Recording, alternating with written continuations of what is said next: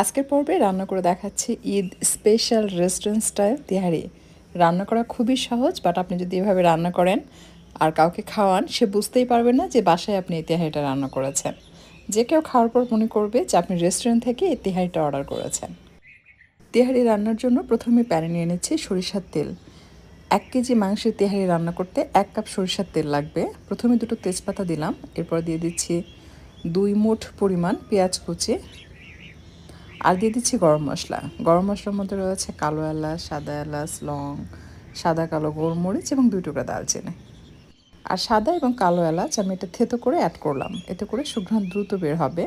আর কাঁচামরিচ দিচ্ছি 8টি, মাঝখান থেকে ভেঙে দিচ্ছি, এতে করে ঝালটা বেরিয়ে আসবে।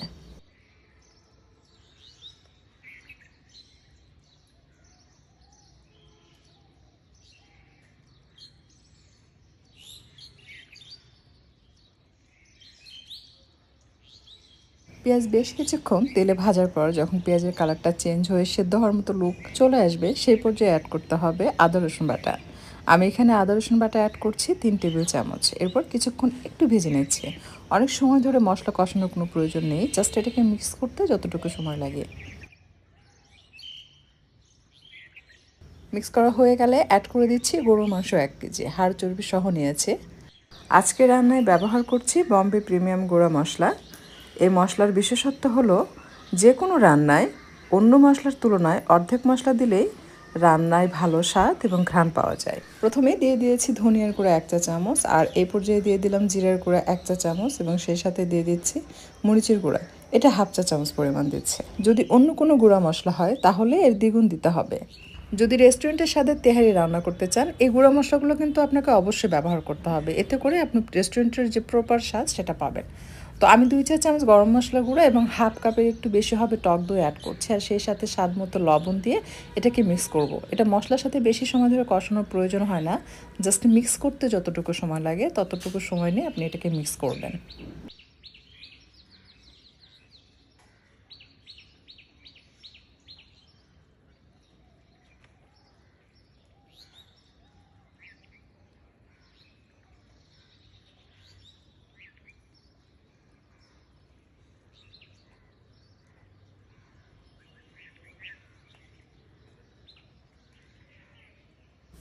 এই পর্যায়ে 1/2 চা চামচ কালো গোলমরিচের গুঁড়া দিয়ে এটাকে আবারও মিশিয়ে নিচ্ছি খুব ভালোভাবে।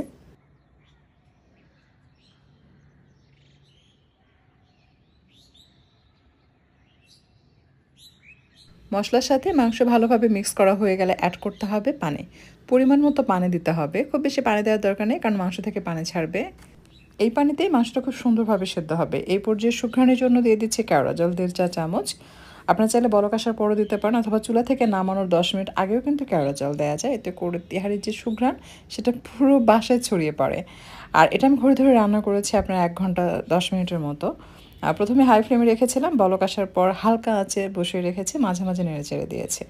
এটা মানে মাঝে মাঝে অবশ্যই নেড়ে চেড়ে দিবেন, যেন তলানিতে ধরে না যায় বা পুড়ে না যায়।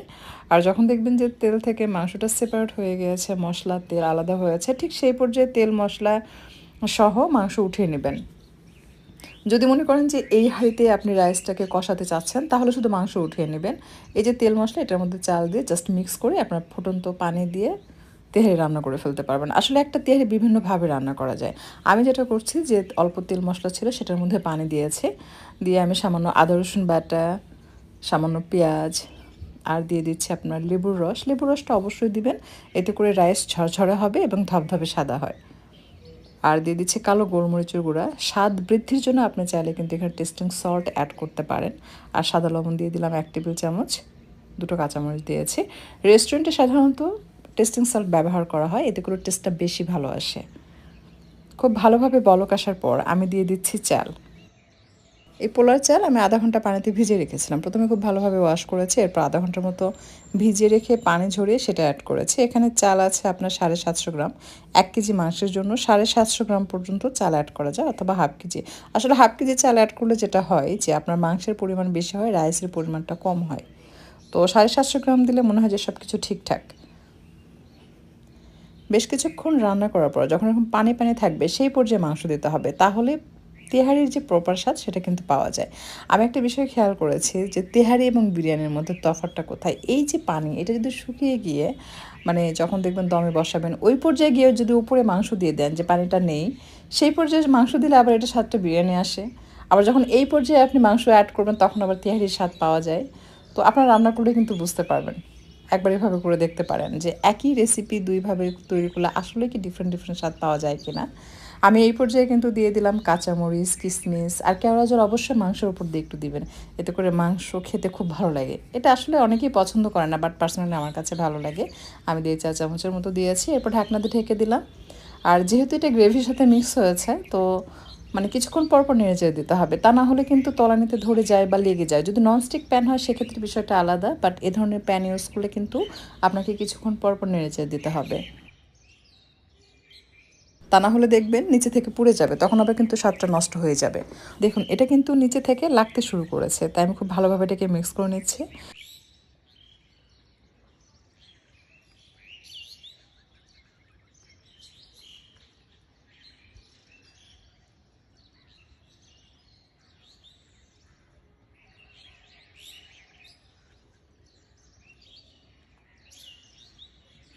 আর ঠিক এইরকম পর্যায়ে আপনি সরিষার তেল অবশ্যই অ্যাড করবেন, এতে করে এটার স্বাদ একদম হুবহু রেস্টুরেন্টের মতো হবে। আপনি নিজে খেয়ে নিজেই মুগ্ধ হয়ে যাবেন। নিজে নিজে ভাববেন যে আল্লাহ আমি এত মজার রেস্টুরেন্ট স্টাইল তেহারি রান্না করে ফেলেছে। যদি কাউকে খাওয়ান সেও বুঝতে পারবে না, সেও ভাববে যে আপনি হয়তো বাইরে কোনো রেস্টুরেন্ট থেকে তেহারি অর্ডার করে তার জন্য নিয়ে এসেছেন।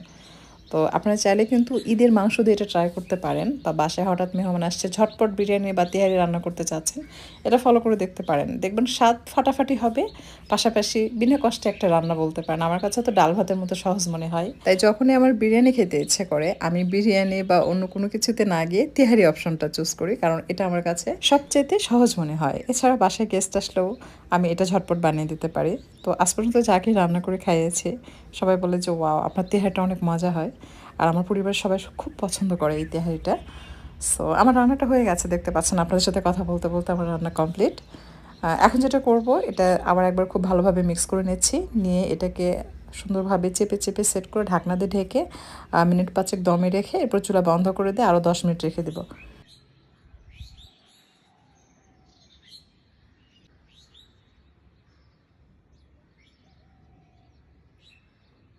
তেহারি রেডি পরিবেশনের জন্য। আমি সার্ভিং প্লেটে আপনাদেরকে নিয়ে দেখাচ্ছি, দেখুন যেটা যে কতটা পারফেক্ট হয়েছে। একেবারে বেশি নরম যে তাও হয়নি, আবার একেবারে যে চাল চাল শক্ত সেটাও না। অর্থাৎ আপনি যে পরিমাণ চাল নেবেন তার দ্বিগুণ পানি দিবেন, তাহলে আপনার এই রাইসটা ফুটবে, একদম পারফেক্ট হবে। আর স্বাদের ব্যাপারে কি বলবো, যে লবণটা একটু কড়া করে দিবেন, ফুটে ওঠার পর একদম পারফেক্ট হবে।